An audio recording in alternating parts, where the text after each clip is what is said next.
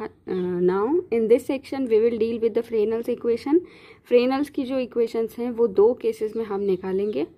पहली केस जब incident wave के इलेक्ट्रिक फील्ड की वेक्टर की डायरेक्शन जो है वो इंसिडेंट प्लेन की परपेंडिकुलर हो और पैरेलल हो। तो पहली केस में हम परपेंडिकुलर डायरेक्शन ले रहे हैं। When electric field vector of incident wave is in perpendicular direction to the incident plane. Okay, अब फ्रेनल की इक्वेशन बेसिकली किस चीज़ की इक्वेशन है? दो मीडियम के इंटरफेस पर जब कोई इलेक्ट्रोमैग्नेटिक वेव इंसिडेंट होती है तो उसका कुछ फ्रैक्शन जो है वो रिफ्लेक्ट हो जाता है और कुछ फ्रैक्शन मीडियम को चेंज करके रिफ्रैक्शन उसका हो जाता है। तो बेसिकली हमें फ्रेनल की इक्वेशन में क्या करना है? हम फ्रेनल्स की इक्वेशन में रिफ्लेक्टेड वेव के एम्पलीट्यूड का इंसिडेंट वेव के एम्पलीट्यूड के साथ में रिलेशन अपने को पढ़ना है कि incident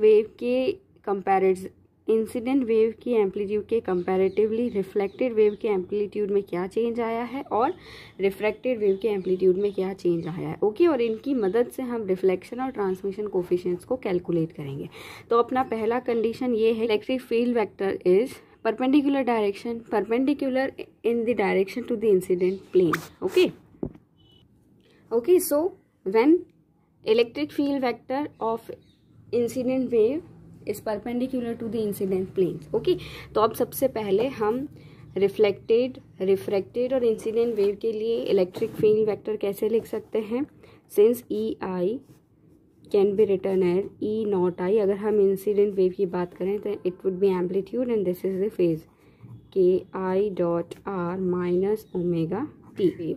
okay, so similarly the reflected amplitude, transmitted amplitude, और जब हम मैग्नेटिक फील्ड की बात करें तो उसी तरह से इंसिडेंट, रिफ्लेक्टेड और ट्रांसमिटेड के लिए हम ये लिख सकते हैं।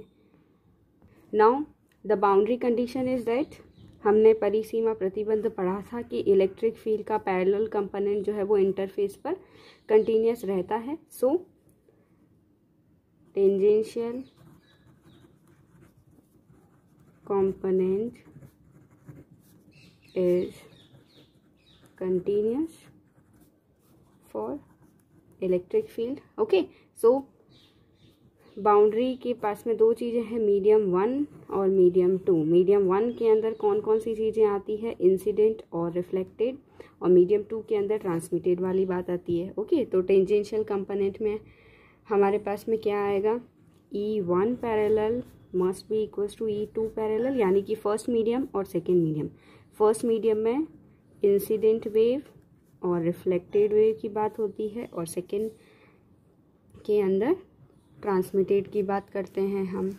Okay, substituting for the values we would get E naught I parallel exponent iota KI dot R minus omega T plus E naught R parallel exponent iota KR dot R minus omega T। Similarly E naught T parallel and exponent वाला term. Okay, अब क्योंकि ये वाली जो equation है ये interface के हर points पर वैलिड होता है, चाहे मैं पॉइंट ये कंसिडर करूँ, ये करूँ, चाहे ये करूँ। ओके, इसका ये मतलब है कि सारे ही एक्सपोनेंशियल टर्म्स जो है वो एक जैसी हो जाएगी तो वो कट जाएगी। So we would have only for the amplitude E naught I parallel E naught R parallel equals E naught T parallel, यानी कि अब हम सिर्फ एम्पलीट्यूड की बात करेंगे। ओके, या इन शॉर्ट हम लिख सकते हैं E naught I, E naught R and E naught T। Okay, क्योंकि ऑब्वियसली इलेक्ट्रिक फील्ड जो है वो इंटरफेस के पैरेलल ही है इस केस में। इसी तरह से similarly for the magnetic field, magnetic field के लिए भी पैरेलल टेंजेंशियल कंपोनेंट जो होता है वो मैग्नेटिक फील्ड के लिए भी टेंजेंशियल कंपोनेंट जो है वो कंटिन्यूअस होता है। तो मैग्नेटिक फील्ड में अपने पास आएगा H not I parallel, H not R parallel is H not T parallel. Okay, लेकिन मैग्नेटिक फील्ड जो है वो इंटरफेस के पैरेलल नहीं है तो हमें इस टेंजेंशियल कंपोनेंट की वैल्यूज़ को कैलकुलेट करना पड़ेगा। ओके, तो अब अगर हमें H नॉट I पैरेलल निकालना है तो कैसे निकालेंगे? देखो, ये मैग्नेटिक फील्ड है और ये एंगल थीटा I है और ये अपना इंटरफेस ये रहा और ये इसके पैरेलल कंपोनेंट, यानी कि जब हम पैरेलल कंपोनेंट की बात करें तो हमें बेस निकालना है। बेस निकालना है तो अपने पास आएगा H not I cos theta I। Okay, जब हम एच आर निकालेंगे तो वो भी इसके परपेंडिकुलर यानी कि ये बेस वाला आएगा। इसकी इक्वेशन क्या हो जाएगी, H naught R cos theta R. अब देखो रिफ्लेक्शन के अंदर तो डायरेक्शन इधर जा रही है और इंसिडेंट में डायरेक्शन ये थी, अपोजिट था तो नेगेटिव साइन आ जाएगा। और इसी तरह से जब हमें ट्रांसमिटेड निकालना होगा तो it would be H naught T cos theta T. Okay, so H naught I cos theta I minus H naught R cos theta R is H naught T cos theta T. ये minus क्यों आया, क्योंकि direction जो है वो opposite है। Okay, अब देखिए, also by the law of reflection we know that theta R is theta I.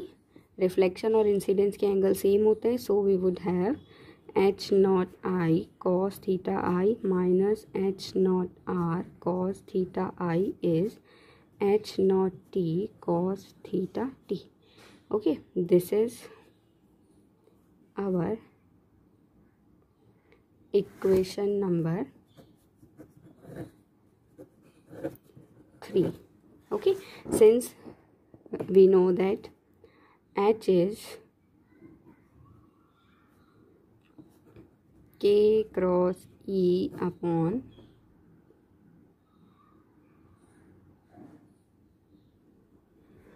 mu omega. Okay, हम ये पढ़ चुके हैं K cross is mu omega H. So H is, we have already calculated K cross is mu omega H and K cross H is minus epsilon omega E. Okay, तो उसकी मदद से हमने ये लिखा। अब देखो, हमें पहले इंसिडेंस के लिए निकालना है, फिर रिफ्लेक्शन के लिए और फिर ट्रांसमिटेड के लिए। तो सबसे पहले हम इंसिडेंट के लिए निकाल लेते हैं। So H naught I amplitude निकालना है, it would be k i cross e naught i upon first medium है म्यू 1 और इंसिडेंट वेव, रिफ्लेक्टेड वेव और ट्रांसमिटेड वेव की फ्रीक्वेंसी में कोई चेंज नहीं आता है, सो इट इज़ ओमेगा। सिर्फ मैग्नीट्यूड ले रहे हैं हम, तो अगर हम मैग्नीट्यूड लेंगे then we would have H naught I is K I E not I upon mu 1 omega. Okay, क्यों, because K is perpendicular to E not I. Electric field vector जो है वो प्लेन ऑफ इंसिडेंस के perpendicular है, तो के cross E not I में sine theta आएगा 90 डिग्री, साइन थीटा आएगा, परपेंडिकुलर 90 हो गया तो साइन 91 हो जाएगा। ओके, सिमिलरली जब हम रिफ्लेक्टेड की बात करेंगे we would have K R E not R upon mu 1 omega. और जब हम ट्रांसमिटेड की बात करेंगे then we would have K T E not T upon transmitted second medium में चला गया mu 2 omega. Okay, so this is our equation number 4। अब हम क्या करेंगे, इक्वेशन नंबर 4 से वैल्यूज़ इक्वेशन नंबर 3 में सब्सटीट्यूट करेंगे। Then we would get K I E not I upon mu 1 omega cos theta I minus K R E not R upon mu 1 omega cos theta R equals K T E not T upon mu 2 omega cos theta T. Okay, since K I is equals to K R, क्योंकि reflection और because incidence reflection सारे एक ही plane में होते हैं। Okay, so we would have, ये सब चीज़ें अपने पास कट जाएगा, ओमेगा भी कट हो जाएगा। ओके, और ये म्यू 1 जो है वो इधर चला जाएगा। We would get E not I minus E not R and cos theta I equals mu 1 upon mu 2 K T E not T cos theta T. Okay, अब अगर हम नॉन मैग्नेटिक मीडियम की बात करें तो mu 1 equals to mu 2 equals to mu not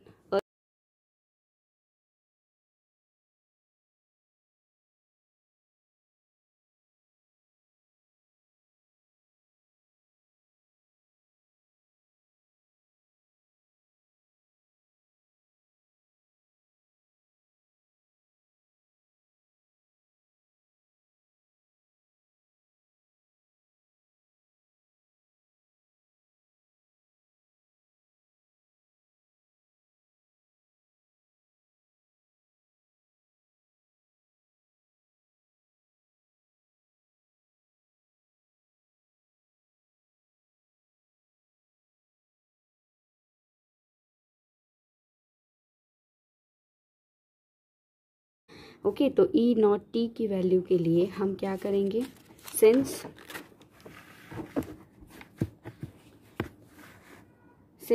E not T is E not I plus E not R. Okay, so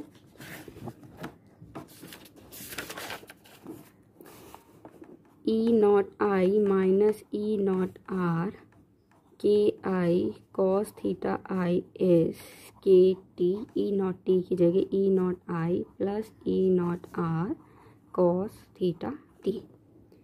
okay, now ratio हमें निकालना है, तो ई नॉट आई और ये ई नॉट आई की टर्म्स को एक तरफ ले लेते हैं और बाकी रिमेनिंग टर्म्स को एक तरफ ले लेते हैं. So we would get K I cos theta I minus K T cos theta T equals के I cos theta I plus K T cos theta T and E not T. Okay, पहले इनको एक तरफ ले लिया और फिर ये वाली और ये वाली टर्म को एक तरफ ले लिया. Okay, so we would get, ratio हमें निकालना है, so E not R upon E not I, क्योंकि हम परपेंडिकुलर प्लेन ऑफ इंसिडेंस के परपेंडिकुलर का केस ले रहे हैं. So the perpendicular condition is K I cos theta I minus E not R आ गया. कि अब हमें ई नॉट आर और ई नॉट आई का रेशियो निकालना है. So it would B this divide by this. तो के I cos theta I minus K T cos theta T upon के I cos theta I plus K T cos theta T. Okay, ये perpendicular sign जो है वो लंबवत होने के लिए शो किया गया है. अब देखो, इसमें से मैं के आई को कॉमन ले रही हूँ. So we would get cos theta I minus K T by K I cos theta T divide by cos theta I plus K T by K I cos theta T. Okay, अब देखो K T क्या है, K is omega by velocity in particular medium. K T transmitted की बात कर रहे हैं, तो frequency divide by transmitted second medium में है. So it would B V2 and के आई क्या होगा, ओमेगा बाय V1. ओके, सो के टी बाय के आई क्या आ जाएगा, V1 अपॉन V2. ओके, जब हम रिफ्रैक्टिव इंडेक्स की बात करेंगे तो V की जगह हम क्या लिख सकते हैं, C/N1 और V2 की जगह हम लिखेंगे C/N2. So we would get N2/N1. So now substituting for KT by KI to N2/N1 we would get, okay, अब स्नेल्स के नियम के according N2/N1 is sin theta I upon sin theta t. So E naught R by E naught I for the perpendicular plane of incidence we would get cos theta I minus sin theta I upon sin theta t cos theta t divide by cos theta I plus sin theta I upon sin theta t and it is cos theta t. अब जब हम इसे LCM लेके solve करेंगे then we would get cos theta I sin theta t minus sin theta I cos theta t divide by cos theta I sin theta t plus sin theta I cos theta t. Okay, अब ये अपने पास term बन रहा है sin a cos b minus cos a sin b, that is sin a minus b. Okay, so we would get E naught R by E naught I perpendicular, that is sin theta t minus theta I upon sin theta t plus theta I. So this is one of the Fresnel equation. जब हमने perpendicular case लिया उसमें हमने reflected wave का incident wave के amplitude के साथ relation निकाल लिया। अब हम क्या निकालेंगे, ट्रांसमिटेड वेव और इंसिडेंट वेव का एम्पलीट्यूड अपने को निकालना है, वो दूसरी फ्रेनल इक्वेशन हो जाएगी। जब पैरेलल वाला लेंगे तो इसी तरह से पैरेलल की दोनों, यानी कि कुल मिला के 4 इक्वेशंस बनेगी और वो 4 इक्वेशन फ्रेनल की इक्वेशंस होगी। अब जब हमें ट्रांसमिटेड और इंसिडेंट के बीच का रिलेशन निकालना है तो इस इक्वेशन में ई नॉट आर वाली जो टर्म है उसको हटाना पड़ेगा। Okay, so since E not I plus E not R is E not T, E not R को हटाना है तो ई नॉट आर की जगह हम क्या लिखेंगे, E not T minus E not I. Okay, इस इक्वेशन में से अब हमें ई नॉट आर को हटाना पड़ेगा क्योंकि हमें रिलेशन टी और आई के बीच में निकालना है। तो ई नॉट आर की जगह हम क्या लिख सकते हैं, E not T minus of E not I. Okay, so we would gate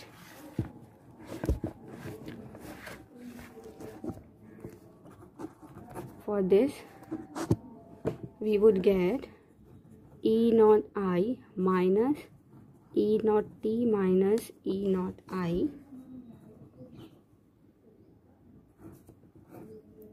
K I cos theta I equals E naught T K T cos theta T।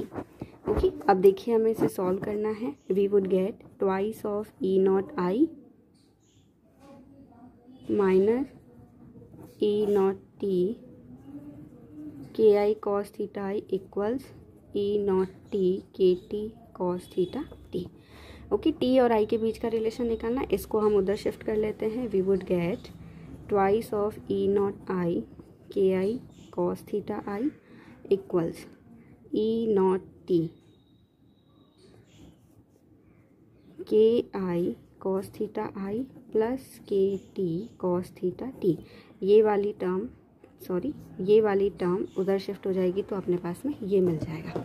Okay, अब हमें तो ई नॉट टी और आई के बीच का ratio निकालना है।